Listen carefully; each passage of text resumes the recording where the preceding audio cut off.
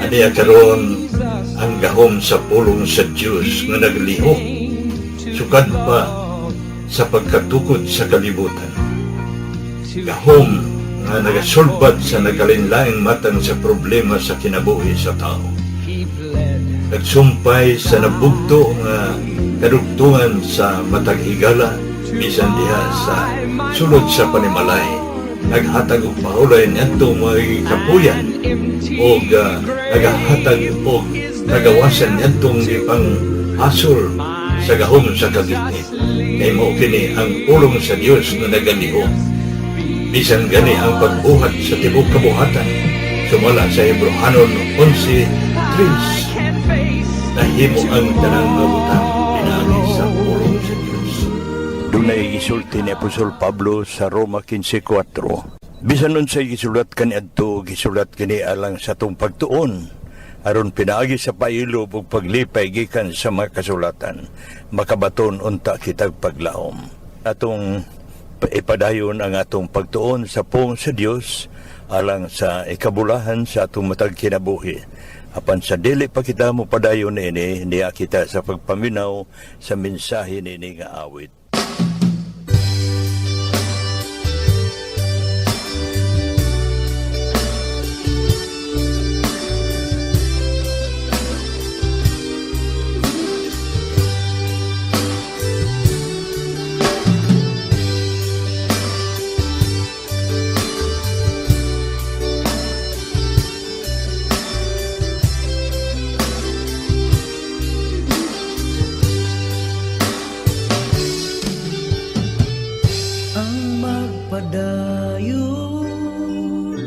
Sa katapusan,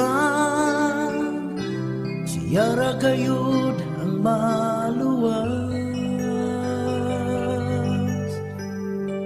Ang magpadayon sa katapusan,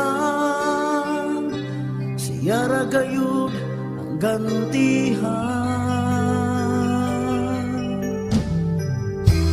Bisan dunay mga pagsulan, dawaton taog ikalipay, kasakit nining kalibutanan, lumalabay lamang. Kung gusto mo na maangkon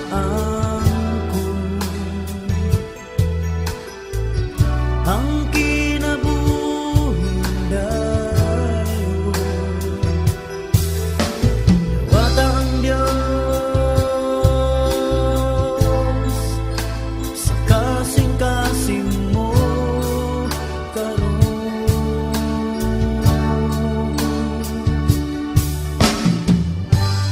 Ang pagbalik sa Ginoo, walay bisan sa nalasayo. Ang kasiguruhan sa kaluwasan, kang Kristo lang makalagay. Bisan dunay mga pagsulay, dawaton taog ikalipay, kasakit nining kalibutanan, lumalabay lamang.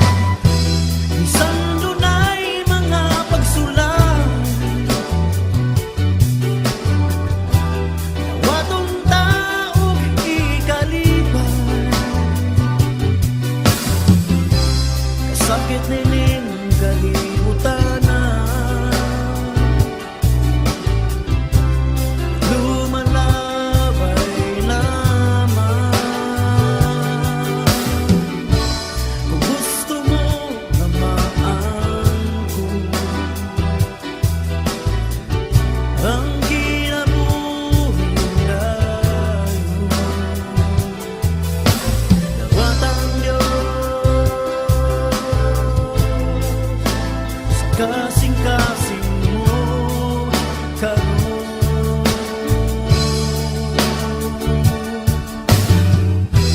Bisan dunay mga pagsulay, nawaton taong gikaliban. Sakit nining kalibutan, lumalabay naman.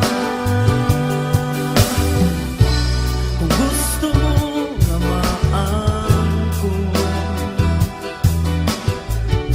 ang kinabuhing dayon, dawat ang Diyos sa kasing-kasing mo karon.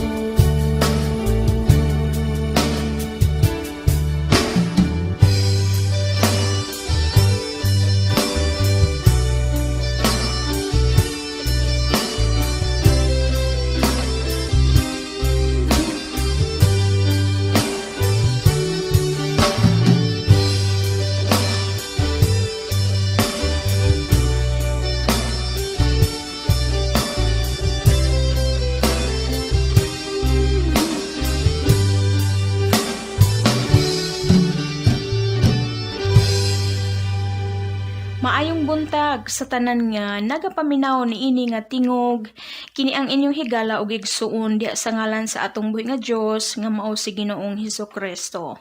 Joy Pilais Valleyworld. Mapasalamaton kita sa kanunay sa atong buhi nga Dios nga sa makausag gitugutan na usab kita nga makadangat nining adlaw ug alang sa pagtuon sa iyang mga pulong ug ang Ginoong Dios nga makagagahom lamang ang maantigo nga magbubo sa iyang mga panalangin diha sa inyong mga kinabuhi tungod sa inyong paggahin ug oras alang sa atong pagtuon nining taknaa. Ug mas maayo jud nga ubanan ko ninyo pinagi sa pag-abli sa inyong mga Biblia ug salamat ni ana. Alang sa atong pagtuon, ania kita karon sa sulat ni Apostol Pablo ngadto sa mga taga-Episo. Episo kapitulo 4 versikulo 7 ngadto sa 16. Ang mga gasa ni Ginoong Hesus ug ang iyang iglesia. Ephesians chapter 4 verses 7 to 16. Unsa man ang imong dapit o titulo o posisyon sulod sa iglesia, o unsa man ang imong kapuslanan o ang imong kahimuan ingon nga sakop ikaw sulod sa lawas ni Kristo nga mao ang iyang iglesia. Sa pipila ka mga ning-agi nga higayon, naghisgot kita mahitungod sa atong mga gasang hinatag sa balaang espiritu, mahitungod sa atong mga katungdanan, mahitungod sa atong mga pamatasan ug kinaiya ug ang atong buluhaton ug kahimuan sulod sa iglesia ingon nga nagpasakop kita sa lawas ni Kristo. Ug nga migamit kita og pipila ka mga sulat ni Apostol Pablo sama sa iyang mga sulat ngadto sa mga magtotoo sa Korinto ug sa Roma. Ug sumala nini mga sulat ni Apostol Pablo ngadto sa Korinto ug sa Roma, ang naghatag sa mga gasa mao ang balaang espiritu. Okay? Og dinhi sa atong pagtuon karon dinhi sa sulat ni Apostol Pablo ngadto sa mga taga-Episo, Episo kapitulo 4, atong masayran nga si Ginoong Hesus usab naghatag kanato og dugang pa nga mga gasa alang sa iglesia. Ug kining mga gasa dinhi sa Episo kapitulo 4 gitawag usab kini og mga titulo o katungdanan nga gitudlo or appointed by Jesus. Gitudlo ni Ginoong Hesus aron sa paggiya ug sa pagpalig-on sa iyang iglesia. Atong basahan kini mga gasang hinatag ni Ginoong Hesus nga atong mabasa dinhi sa bersikulo 11. And then human sa bersikulo 11, mulaktaw ta ngadto sa bersikulo 13. Ang bersikulo 11 sa Episo kapitulo 4 nag-ingon: ug gihatag niya ang uban aron mahimo nga mga apostoles, ug ang uban mga manalagna, ug ang uban mga ebanghelista, ug ang uban mga pastor, ug ang uban mga magtutudlo. Dito sa versikulo 13 ngadto sa 15 nag-ingon, hangtod nga makadangat kitang tanan sa panaghiusa sa pagtuo ug sa pag-ila sa anak sa Dios, ngadto sa pagkahamtong nga tawo, ngadto sa sukdanan sa gitas-on sa kahupnganan ni Kristo, aron kita dili managpabilin nga mga bata nga ginalino-lino o ginapalit sa tanan nga hangin sa pagtulunan, sa lipat-lipat sa mga tao, sa bitik, ingon sa mga lalang sa kasaypanan. Kundili managsulti kita sa kamatuoran uban ang gugma, managtubo kita sa tanang mga butang ngadto kaniya nga mao ang ulo si Kristo. So kining mga gasa nga atong nabasa dinhi sa bersikulo 11, gihatag kini ni Ginoong Hesus aron sa paggiya, aron sa pag-agak ug sa paglig-on sa mga gasa usab nga gihatag sa balaang espiritu ngadto sa mga magtutuo sulod sa iglesia. Kinahanglan nga dili kita malibog, okay? Kining mga gasa dinhi sa Epeso Kapitulo 4, versikulo 11, gitawag kini og mga titulo or posisyon o opisina katungdanan. Titulo sa pagkapastor, titulo sa pagkaebanghelista, titulo sa pagkamagtutudlo, titulo sa pagkaapostoles, ug titulo sa pagkamanalagna o propita. So 5 ni sila kabuok tanan. So for example, ang gasa sa pagkapastor, gihatag ka na ni Ginoong Hesus alang sa pagbantay, alang sa pag-atiman ug sa pag-agak, pagpakaon sa pulong sa Ginoo kanato. Pwede pod nga mo referee ang pastor sa mga badlungon nga mga magtutuo sulod sa iglesia. Nakahinumdum pa ba mo sa mga gasa sa balang espiritu nga atong gitun-an kani natong mga ning-aging panahon nga atong mabasa sa 1 Korinto kapitulo 12 bersikulo 8 ngadto 10, ug nga kining sulat ni Apostol Pablo ngadto sa Korinto, sulat kini sa pagbadlong kanila tungod kay naglalis ang mga magtutuo sa Korinto. Naglalis sila kay nagtandi-tandi lagi sila sa ilang mga gasa ug nga mga badlungon sila tungod sa ilang mga garbo ug mga batasan. So, ang usa sa mga trabaho sa pagkapastor mao ang kibali taga-referee sa mga badlungon nga mga membro, taga-badlong. Ug ang gasa sa manalagna o pagkapropita mao ang pagpahimangno sa mga magtutuo mahitungod sa umalabot nga mga panghitabo. Pwede pod kining propita o manalagna nga mopadayag sa mga maayo o dautan nga mga tinaguan nga kalihukan sa mga magtutuo. Ang propita usab mopahinumdum diha sa pagmaymay pinaagi sa iyang kaalam nga gikan usab sa balaang espiritu. Ang propita o manalagna sulugoon o mensahero sa Ginoo. Ang gasa sa pagkaebanghelista mao ang pagkabot sa mga kalag ngadto sa gawas ug sa pagsabwag sa pulong sa Ginoo ngadto sa gawas, ngadto sa mga kalag nga wala pa modawat sa kaluwasan. Pwede pod ang ebanghelista nga mowali sulod sa iglesia apan kutob ra diha ang iyang katungdanan wali paghatag sa pulong sa Ginoo. Ug ang gasa sa magtutudlo mao ang pagpakaon sa kahibalo sa mga magtutuo og pag-edukar pinaagi sa pagtudlo diha sa pagtuon bahin sa balaang kasulatan. Sa English gitawag nato og Sunday school teacher. Mao nay popular nga atong nasayran. Kini ato usab nga hinumduman nga didto sa original nga sulat sa Grego, kining pastor og magtutudlo magkauban kini silang duha. Halos puparehas ang ilang mga buluhaton sulod sa iglesia. ug ang gasa sa pagka-apostoles, ang original nga criteria sa qualification aron nga matawag ka nga apostoles, ang una, kinahanglan nga nakasinati ka sa pagkakita ni Ginoong Hesus sa personal o physically. Kinahanglan nga nakakita jud ka ni Ginoong Hesus. Ug ang ikaduha nga qualification aron nga matawag ka nga apostoles, kinahanglan nga nakasaksi ka sa pagkabanhaw ni Ginoong Hesus gikan sa lubnganan. So base niining duha ka qualification, wala na o patay na ang mga tinuod nga mga apostoles. Ug naa pa gani magtawag sa ilang mga kaugalingon nga apostoles sila, ambot lamang pod. Sila na manubag unya atubangan sa maghuhukom. So atong hinumduman nga kining mga gasa sa pagkaapostoles, manalagna, ebanghelista, pastor ug magtutudlo, dili kini atong kaugalingon nga panag-iya.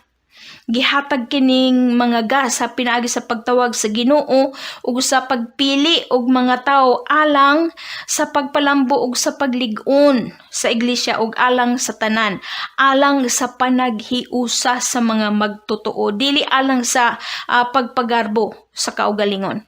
Kay naa man lagi uban nga basta kay nakahuman na kuno sila og eskwela sa pagkapastor o sa seminary nga magpatawag na nga pastor kuno sila. Dili ka na insakto. Kay ang kahulugan sa pulong pastor, mao ang magbalantay. Pastor means magbalantay. Magbalantay sa karnero. O magbalantay na ay gibantayan nga baka kana daghan. So, kung walay gidumala o gibantayan nga mga karnero, dili ka na pastor. O kung walay gidumala nga kongregasyon, dili ka na matawag nga pastor.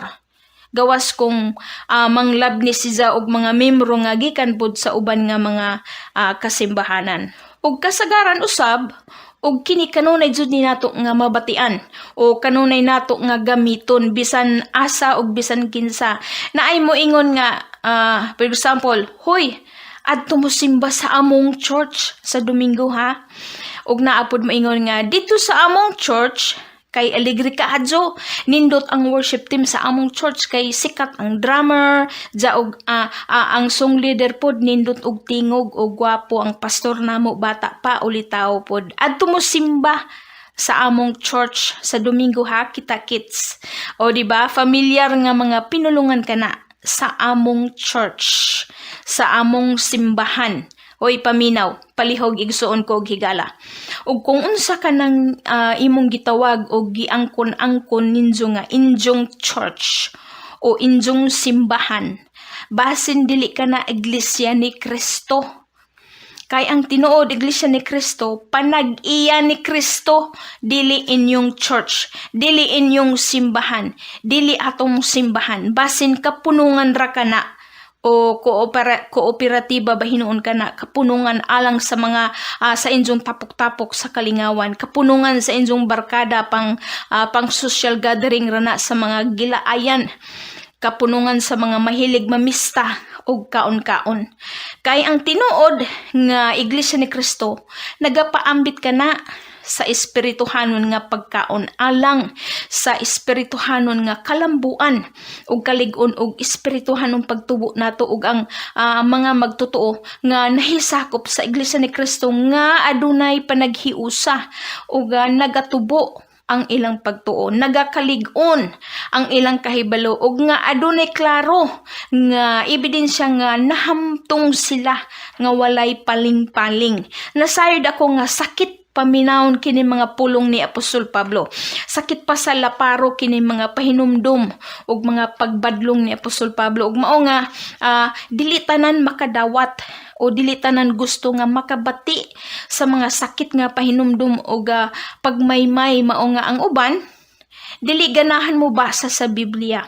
Ug ang uban pod nga mga pastor o pari magmakuli silang mogamit sa mga bersikulo sa Biblia nga moigo sa mga kaluyahon sa ilang mga membro. Kay lagi dili sila gusto nga mawad-an og membro. Kay lagi pod mugamay daw ang ilang offering nga madawat ug nga manghawa ang uban nga naigo sa wali. Apan ato usab hinumduman nga si Ginoong Hesus mismo nangasaba sa iyang mga tinun-an sa makadaghan nga higayon. Kini ato hinumduman nga walay tanom nga magpabilin nga sidling, di ba? Otherwise, dili ka na makabunga.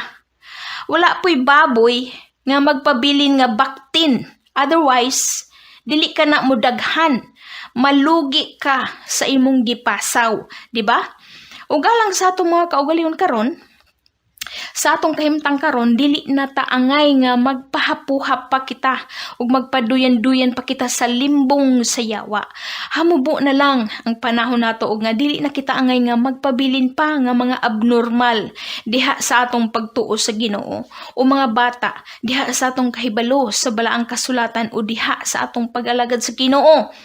Ug nga wala kita masayod kung hain ang maguna, ang imo bang kalit nga kamatayon o ang kalit nga pagbalik sa Ginoo.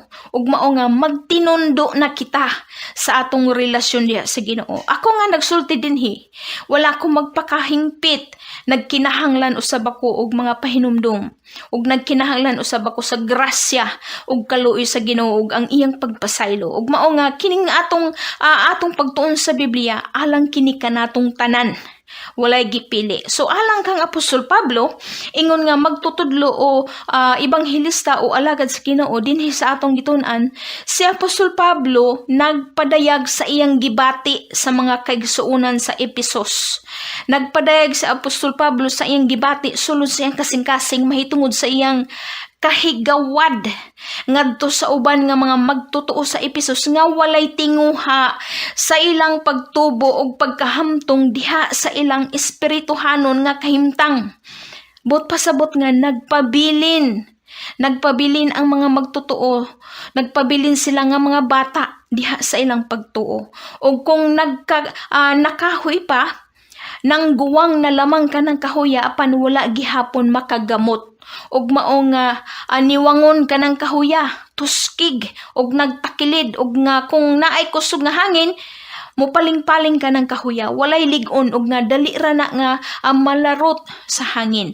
Og mao nga ikaw nga wala makagamot dihas imong pagtuo, dali ra ka nga motuo sa mga istorya og mga bakak nga mga istorya og nga kung asa kadtong tamis sa imong pandungog, maupod to ang imong dawaton, maupod to ang imong tuuhan, kay lagi huyang o gabukon ang imong espirituhanon nga baruganan. Og sa samang kahimtang, ug alang sa kasayuran sa tanan nga ang pastor usab o ang inyong pastor mahigawad usab o nahigawad sa mga kaigsuonan nga walay tinguha nga motubo sila o walay tinguha nga muhamtong sa ilang pagtuo. Mahigawad ang inyong pastor nga makakita ninyo nga dugay na kamo nga nagsimba-simba og nagbasa sa Biblia apan walay kauswagan, walay kausaban, walay kalambuan ang inyong espirituhanon nga kahimtang.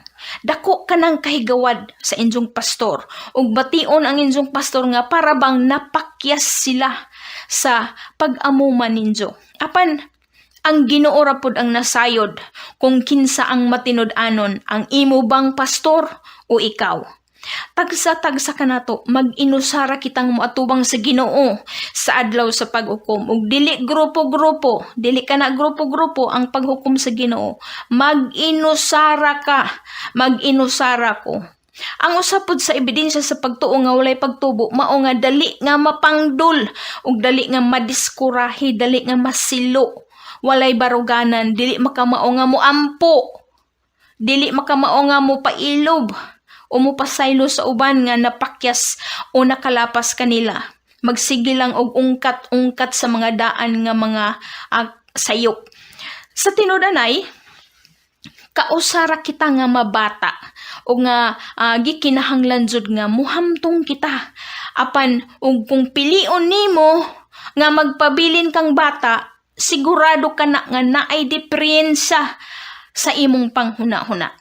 Ug ato kining itandi sa espirituhanon nga bahin diha sa imong pagdumili nga muhamtong ka sa imong pagtuo, diha sa imong pagdumili nga motubo ka sa imong espirituhanong kahimtang, but pasabot nga wala ikaw gugma sa Ginoo. Sa bisan unsa nga bahin, ug kung ang tao adunay gugma, maning kamot jud na. So unsa man ang imong kapuslanan? O unsa man imong kahimuan ingon nga sakop ka sulod sa lawas ni Kristo nga mao ang iglesia. Unsa man ang imong gipaambit ngadto sa mga kaigsuonan? Kagubot ba o panaghiusa? Mapuslanon ka ba sulod sa iglesia o tagadawat ka lang sa mga maayong butang? Matinabangon ka ba o naghulat lang og kung naay mugudzod nimo? Ug labaw sa tanan ning hamtong ka na ba? Diha sa imong pagtuo mao gihapon sukad kaniadto sa unang panahon mura og pudya nga naghulat lang og hungitan. Naay uban nga mga magtotoo nga naghulat lang nga hungitan sila sa pastor. Pinagi sa wali og nga wala sila gugma nga mubasa sa balang kasulatan nga sila lang. Jaog kung sakit ang mensahe o ang wali sa pastor, sakit ang ihungit sa pastor ngadto nila masuko sila sa pastor. Dili na nimo sila makit-an sunod Domingo kay nasilo lagi.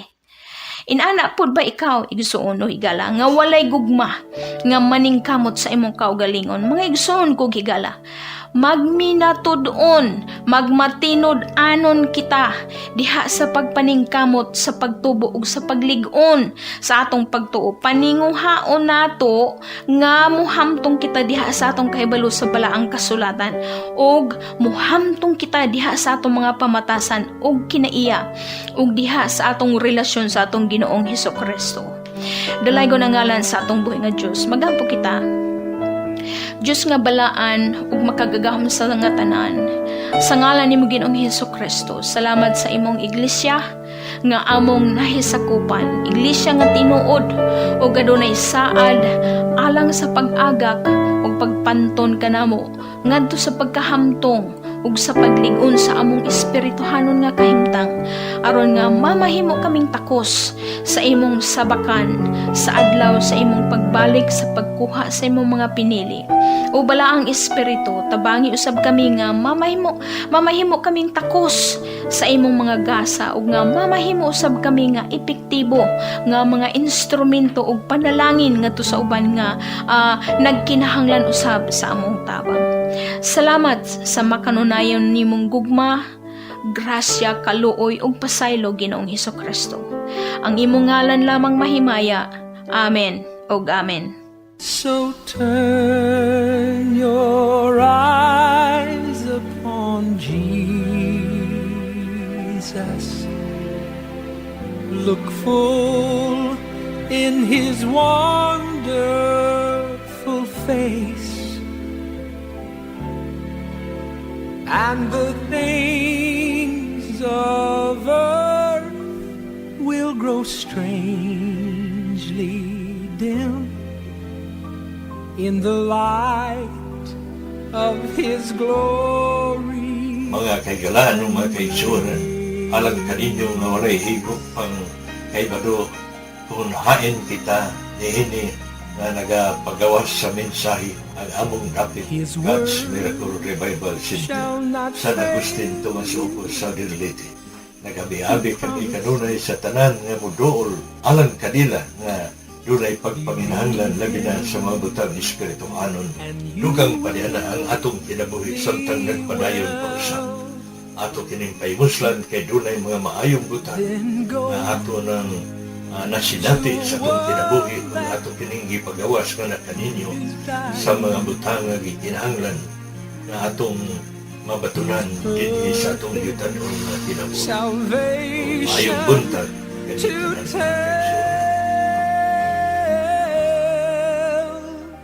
Just turn your eyes upon Jesus. Look full in His wonderful face, and the things of earth will grow strangely dim in the light of His glory and grace.